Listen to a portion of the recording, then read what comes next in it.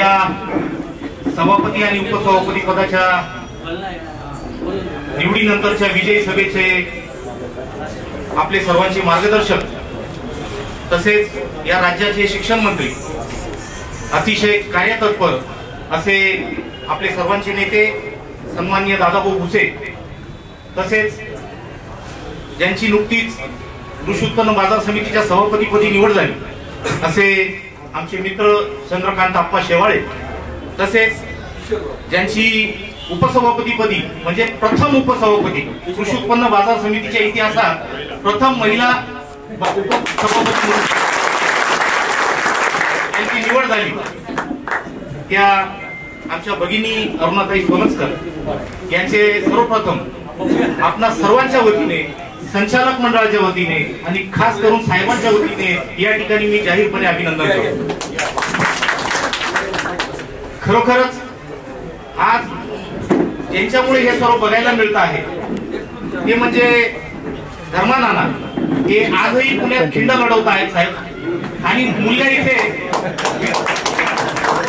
खुर्चीवर विराजमान होतोय त्याच्यामुळे मुद्दामून मी नानांचा उल्लेख करतोय आजही पुण्याला ते खिंड लढवत आहेत। गेल्या 4 दिवसापासून आम्ही थोडस गॅसवर होतो कारण शेवटच्या क्षणापर्यंत ही निवडणूक पार पडेल की नाही ही आम्हाला कुठेतरी साशंकता होती कारण समोरचे जे तत्कालीन सभापती होते त्यांनी या ठिकाणी जॉईंट रजिस्टरला अपील न करता पणन संचालकाकडे अपील केलं आणि पणन संचालकांकडून त्यांनी नकार दिल्यामुळे हायकोर्टाकडे केलं। हायकोर्टाने आज 11 वाजेच्या आत निकाल द्यायचे त्या ठिकाणी निर्देशित केलं होतं परंतु साहेब सुनावणी झाली आणि तो निकाल 3 वाजता ठेवलेला आहे आणि आपली प्रक्रिया पार पडलेली आहे त्यामुळे कुठल्याही प्रकारची तांत्रिक अडचण येणार नाही। आणि मी बघितलं की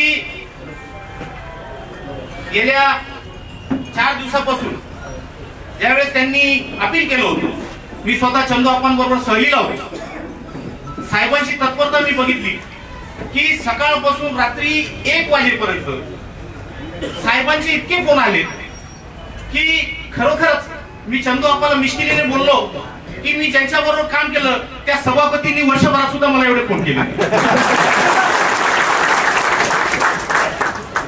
खरोखर नेता असावा तर असा जो कार्यकर्त्याला बळ देईल।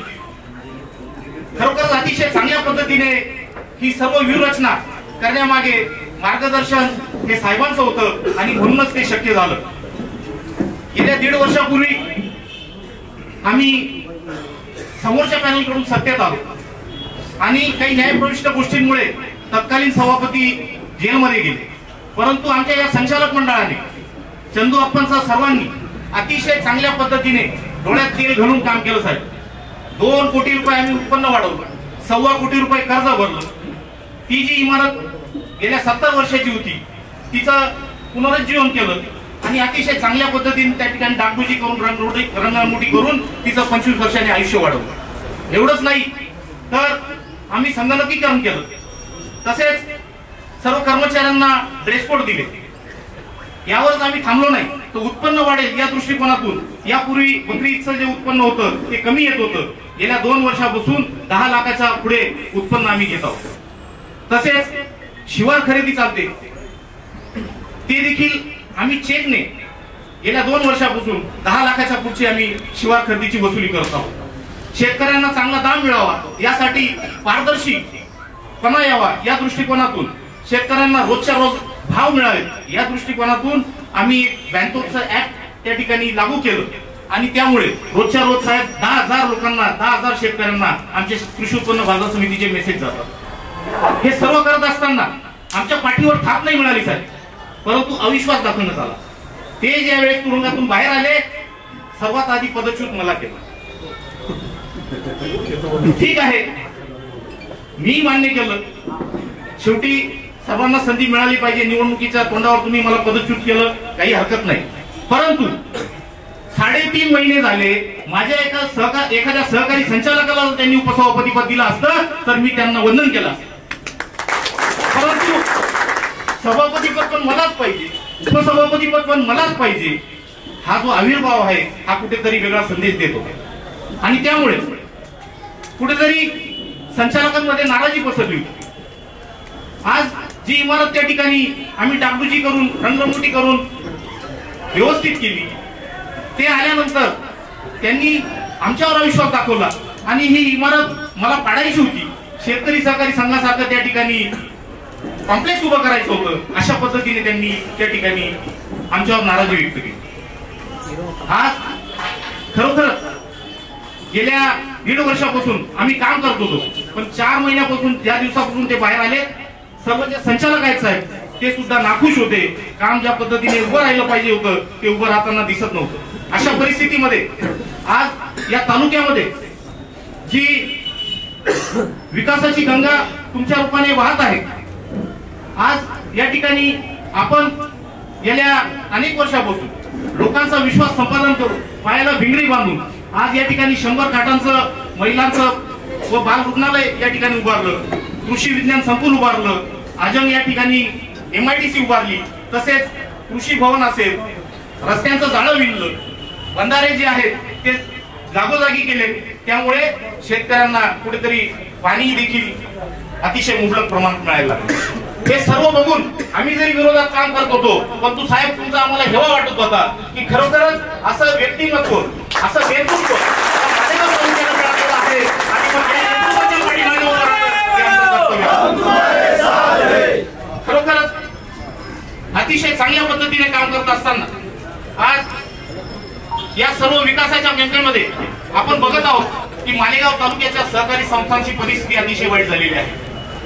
दूध संघ बंद आहे, शेतकरी संघाची परिस्थिती आपणास माहिती आहे, बीट बागायत संघाची परिस्थिती माहिती आहे, तसेच साखर कारखान्याची परिस्थिती माहिती आहे. एक काळ असा होता की या सर्व शेतकरी बांधवांना या सहकारी संस्थांमुळे हक्काचं दालन होतं आणि त्या माध्यमातून कमी भावात खते असतील, बी बियाणे असेल, ऊस असेल, तसेच जर तो पाळीव जनावर पाळत असेल तर दूध घालायसाठी दूध डेअरी असेल, हा कुठतरी जोडधंदा शेतकऱ्यांना मिळत होता.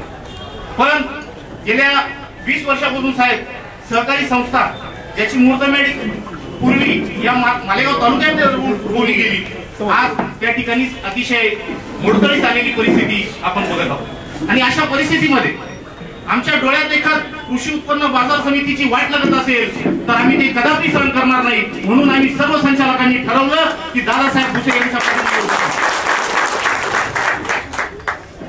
आज खरोखरच मला या ठिकाणी आनंद होत आहे की ज्यावेळी आम्ही साहेबांकडे पहिल्यांदा आलो आणि इच्छा व्यक्त केली की आम्हाला आपल्या नेतृत्वाखाली काम करायचं होतं, त्यावेळेस आम्ही 5 जण होतो, नंतर 4 जण आले, आम्ही 9, आधीचे 9, 13 आणि आणखी एक वाढला, 14 संख्या झाली.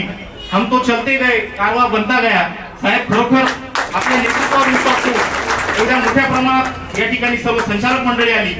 कारण आज कृषी उत्पन्न बाजार समितीच्या बाबतीत बोलायचं झालं तर या नाशिक जिल्ह्यामध्ये 700 ते 800 कोटी रुपयाचं वार्षिक उलाढाल या कृषी उत्पन्न बाजार समितीचे आहे. त्यात मुंगसे उपबाजाराचं फार मोठं योगदान आहे.